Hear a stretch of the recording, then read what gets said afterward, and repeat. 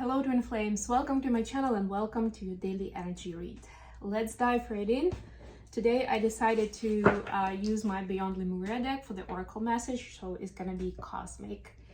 We're gonna go deep.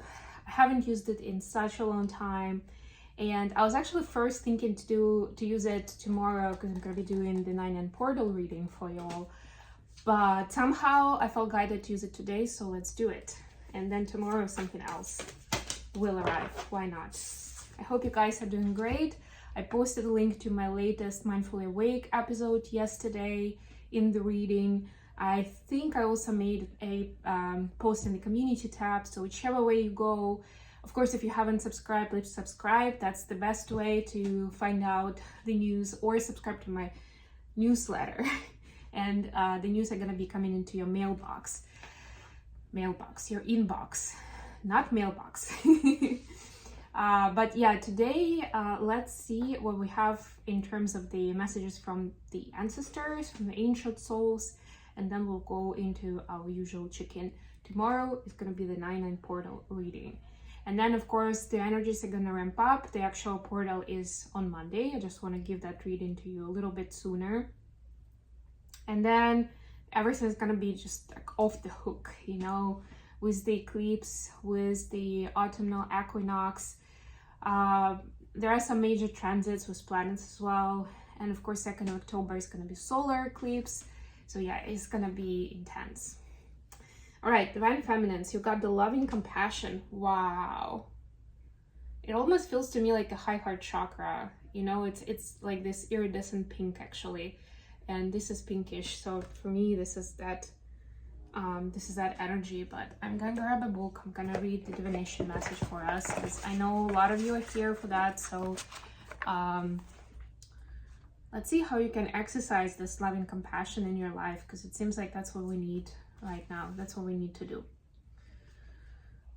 This card invites you to bring more love into the situation at hand, whether it is towards yourself or someone connected to the question.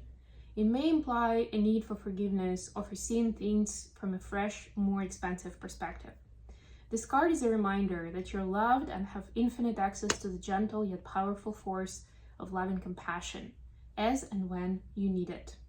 So it's like your well of compassion that you can dip into whenever you need it. To bring yourself back into your heart, think about those you love and moments with them where you have felt joy. Expand this feeling out to more and more people, creatures, and places, until the whole planet is infused with this beautiful, warm, and loving feeling. So even an exercise here for you. It also has a sigil actually. So as you can understand, this is a lot about empathy and unconditional love. I'll show you closely what the sigil looks like, this symbol in the corner, and you can use it to work with the energy. It's gonna be a little interesting with this particular figure, but essentially they say that you can draw this shape with your finger in the air 3 times, and then you imagine the energy. In this case, I would imagine the pink ray of energy or shower of energy just like pouring onto you. So beautiful card, loving compassion. Let's see what we have for the masculines watching. Actually, as soon as I saw it, I felt almost immediately that they're actually talking about compassion to self more than anything else. I feel like, again, Virgo season is very much encouraging us to look at how we take care of ourselves in a practical way, not in a theoretical way. You know, in Russian there's a saying like talking about the spaceships browsing the the space out there, right? That means like it's very much abstract and high level, and like who knows how to apply that to the life, right? And this is about actually applying this on a daily basis to yourself, or looking at where you don't apply it, where it's the opposite. Alignment, beautiful, 18. So I got number 16 and 18 today. I love this deck so much. I missed it so much. It's actually interesting. It has a lot of, it's like the book is like, it's written in as almost like a fiction book, but what I mean by that, that's why I stopped myself. It's not necessarily fiction, like it's made up, but it's very much in that artistic manner that it's written in. And it also, if you're ever interested in the land of Lemuria and what their life was like, this ancient people, definitely they have a lot of information in here. Look at where your desires and manifestations are being seeded. If your plans or dreams aren't unfolding as you would like them to, it's time to take a deeper look at other areas in your life. Is something out of step with integrity? Are you making decisions through fear of love or love? If it is through fear or avoidance, your manifestations may seemingly backfire to encourage experiences that bring you back into balance. It is time to become a vibrational match for what you're seeking. Instead of striving harder for something, cultivate the feeling of already having all that you seek. You will be surprised at what this shift in perspective creates. So, some manifestation laws here. Actually, I would recommend you to take a look at that episode that I recorded yesterday, because it was a lot about manifestation. The topic, the way that I positioned it is about abundance and prosperity, but essentially it's, and that's one of the perspectives that I'm given in the episode, that whether it's love or actual financial abundance or any kind of other abundance that you're looking to bring in, the manifestation laws are the same. The way you work with the energy is the same. So it's not like, you know, and I talk a lot about like getting into that feeling that you already have it, all of the above, really. Sorry guys, I'm just gonna make sure that we're not interrupted by anything here. So yeah, definitely alignment. I feel like alignment is something that we're asked to get to, like both feminine and masculine energy. Okay, let's get into the reading itself. I'll use the Tarot Grand Deluxe for the main read, and then I've got my Celtic deck with me here today to provide clarifications. The last question today will be actual messages between twins. I will still be using tarot decks, but that's the angle to it. Bottom of the deck, Two of Wands. And of course, don't forget to like the video, to subscribe to my channel, and to leave your comments, ideas, questions, and share this with others who may benefit from this type of information. Ten of Swords. Yeah, so it's almost like there is no way to go from here. It's like this is the end of the line for some area of your life, some specific question, maybe where you're trying, let's say, if we take an example of a relationship, you've tried to glue things together to make your relationship whole again, but it's obvious that you can't really do that. It's over and there's nowhere else to go from here.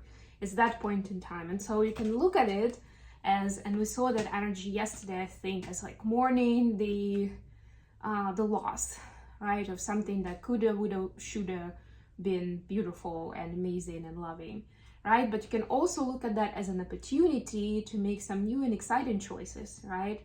It almost like, there's actually a Lover's card underneath this one. Almost like you've graduated from this current level, right? If, again, we come back to relationship, all relationships or people in our life that come close to us, they are spiritual assignments. So they could simply mean that you've completed the assignment on both ends, right? And so that magnetism that you used to have before, because your souls know that they have an assignment together, it's not there anymore. It's like, okay, thank you very much. We're done now, right? Energetically speaking. And then, of course, a lot of times our brain still keeps trying to understand what happened here. Like, what? Out of nowhere, now, like, things aren't working. And we don't understand each other anymore. And we aren't attracted to each other anymore if it's a romantic relationship, right? But this could just mean that it outgrew itself or outlived itself, however you want to call it, and it's time to move on to something else for both of you. Feminines, your energy is Knight of Coins clarified by the Hierophant. So there's definitely some kind of recognition that's coming in from the society.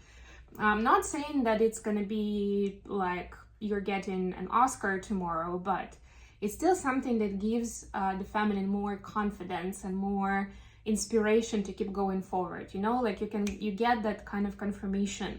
It's very public, very specific, of like, people know that you're special, people know that you're bringing a lot of light into this world as a light worker, right? People love you just because of who you are, you know, even if sometimes it's goofy or doesn't look great or whatever, right? Maybe a little crazy, but they still love you, like even more because of it, not despite it, right? And this is given pep to the step, I'm hearing for some reason. Giving more inspiration to keep going and being authentic you, right? Like, you don't have to be shameful for some of the parts of yourself that not everyone understands and accepts, that are not maybe wrinkled out and look pretty in the picture. For masculines, we have Ace of Wands clarified by Knight of Swords. Look at all these knights. Ooh, masculines definitely want to speak some kind of truth in their life. And this could be towards feminine, this could be to just generally, right? Like, they were living a certain stereotype for a while where they were trying to fit in. And it could be, of course, different kinds of environments. This is a general read, so take it how it resonates for you. It could be at work, for example. Like, you pick up on the trends, and, you know, both feminine and masculine energies, they're empaths, they're good at reading between the lines, reading the room, right? So we're good at adapting to what the audience expects, right? Which is both good and bad, right? Because sometimes it's just too easy to get lost into it, especially if you don't have those like clear boundaries. Like, this is my space, this is who I am, and that's you. And I don't need to change myself to fit in or for you to like me, right? That's ridiculous. And that's the conclusion that the masculines are making at this time, right? They don't want to fit in anymore, which used to be, for some reason, for that specific community of people, was a big deal. It was almost like, yeah, whatever I need to do, but I want to have that title, I want to have that position, especially with the masculine ambition, right? Not just to be like part of the group that they allow me to join in, right? But I want to be on the high level of respect in that group. Now they're like, you know what? If I need to bend myself backwards in order to be respected in that group and to be one of the leaders, I don't want to be in that group. As blunt as it is, but this is an empowering piece of truth for the masculines. Additional question, the Emperor clarified by King of Wands. Yeah, we are going masculine today, baby. By the way, was it yesterday? No, I think it was a couple of days ago that I recorded Divine Masculine message. So we're doing a deeper dive there if you guys are interested. But yeah, this is taking charge, taking control, and taking action, really. This Aries energy very strongly. But this is like, I am making my destiny unfold kind of way, right? Like, I'm in charge. So what is the advice for the feminines to have more of that empowerment and to make bolder choices in their life when it comes to next steps in destiny? Seven of Wands clarified by Seven of Cups. Wow. This is holding your own, really. This is understanding that there may be lots of things going on, lots of people trying to pull your energy in different ways, lots of opportunities to jump on, and for some of them you're so sure that you're gonna do great, right? And it's like, oh, that's tempting and that's tempting, but it's all taking your energy, your time, other resources that you have, right? So be careful and selective of where you contribute your energy to and other resources, right? Like, imagine that that's a big part of your abundance, right? Maybe the main part. So be careful with how you spend it around yourself and how it makes you feel, right? Like, what are you getting out of it? And I don't mean in a transactional way. I mean, is it making you happy? Is it bringing you joy? Is it bringing some kind of value to you, right? It could be, of course, a practical monetary value, perhaps, right? But is that really worth the time and effort you spend? Or maybe it's creating a lot of stress and you're like, well, yeah, if I consider all these things, like, yeah, not worth it. If you need to draw the table I'm seeing in my head right now, where, you know, like, you have two columns and you put pros and cons for each, so you can decide whether that thing, that project, that relationship even is worth your time and energy. For masculines, we have the Fool clarified by Nine of Swords. Oh, masculines are fighting demons in their head. It's almost like they are in their own way a lot of times, right? So to be really in charge and for that decisiveness and that bravery to come from a place of heart, it's important to be open. Sometimes to laugh at yourself, right? Or your life, right? Take it easy, take it light, right? So that even if you're going through something difficult or something deep, like you're thinking right now, well, I can't really laugh about that, right? It's important to it can take a little bit of healing at first, like after you experience it immediately or as it's happening. But it's so important to be able to zoom out and see a bigger picture and be wiser about it. And by all means, turn to people who love you, who you trust around you, who can support you in that, who can help you get out of that immediate rut where it's like, it's a whirlwind of that angst, of the stress, right? So that you can take that look and feel a little bit more lighthearted about what happened, even if it was something dramatic, catastrophic, painful. Message from feminines to masculines now. Three of Swords clarified by Knight of Cups. Look at the Knights. Oh my gosh. Knight of Cups this time. They're all different Knights, right? We had Knight of Coins, Swords, Cups. We're just missing Wands, really, but we have King of Wands. Anyways, feminine is actively working on mending the heart and being able to express their love freely without always looking back and like checking if there's a chip on their shoulder, if the person is taking advantage of that moment of weakness and vulnerability, you know, because a lot of times our brain will still see vulnerability as weakness. And yeah, there is that kind of like being careful right now. Feminine is being careful. So the message basically is to the masculine: dear divine masculine, I am going through healing. There's a lot that I want to express, but I'm taking time for it to be pure and in the best energy possible. So it's not just words, but we can actually communicate. We can be there for each other from this space of love, right? We can exercise this love in practical ways. What's the message from masculine to feminine? Seven of Coins and Two of Wands. So Two of Wands is something we already saw today. It's a different one. This is a ritual, actually, very interesting in the Celtic deck. So masculines are definitely working on some kind of a plan.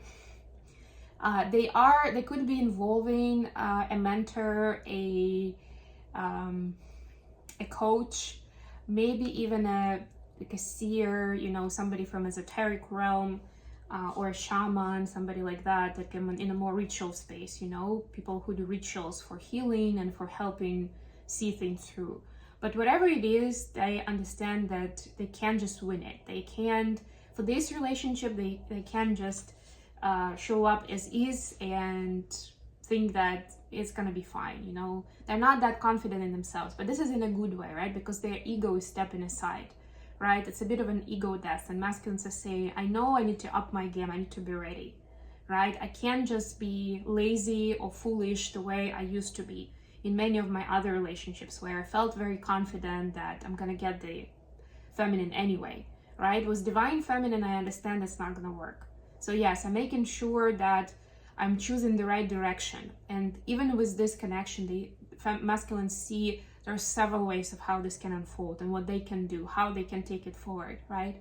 So to them, it's important right now to choose that path, right? Like how do I want to play it, but in a good way again, right? Like how do I want to appear and how do I want to present myself to the feminine so we can build something solid together.